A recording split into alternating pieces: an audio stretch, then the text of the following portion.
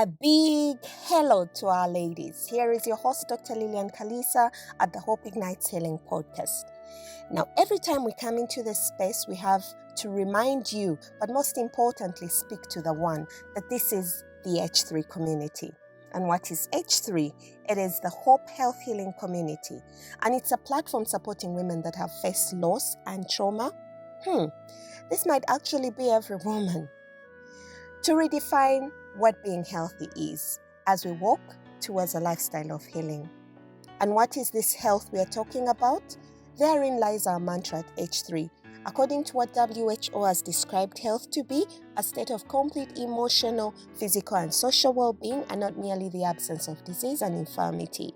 We believe that this is true and authentic health, and that every woman can acknowledge and find it individually for themselves. So a recap in the last podcast on physical well-being, we were intent on disrupting myths and limiting beliefs about the basics of physical well-being while walking in the lifestyle of healing. Do not miss the basics. You will be cheating on yourself like others have. Today we talk about what we cannot live without, yet can be poison to the place of our healing by further clogging our minds. I am always quick to share what I have learned, so you, my ladies, can walk with me being your guide. Did you know? To eat is a necessity, but to eat intelligently is a deliberation. That means you are intent on it.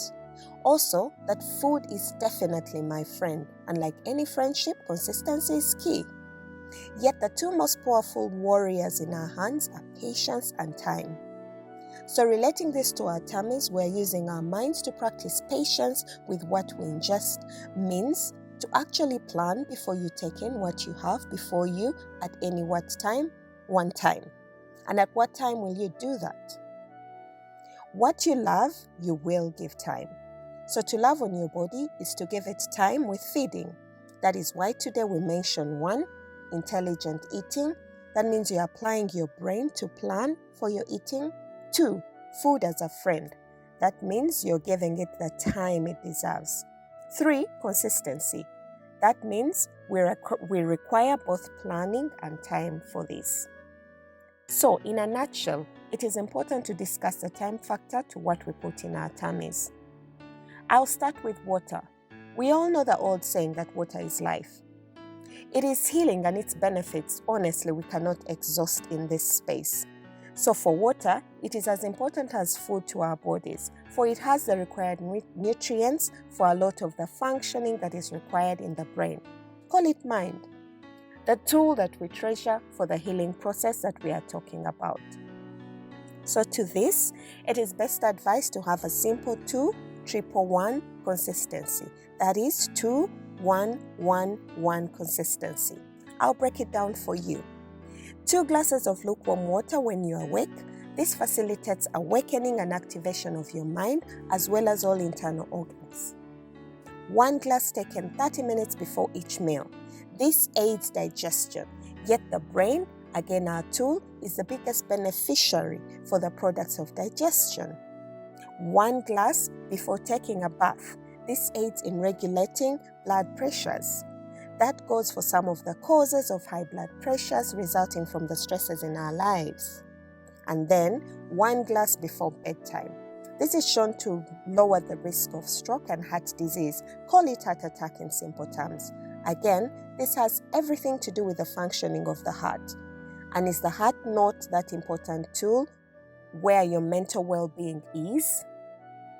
Do you now realize the intricate detail put in the reasons as to why we are healthy or not, and that your healing has to be a deliberate commitment involving managing the mind and the time factor? We quickly address the same for food. It is recommended to have small frequent feeds as opposed to one sumptuous meal a day that many claim to have to keep the kilos off.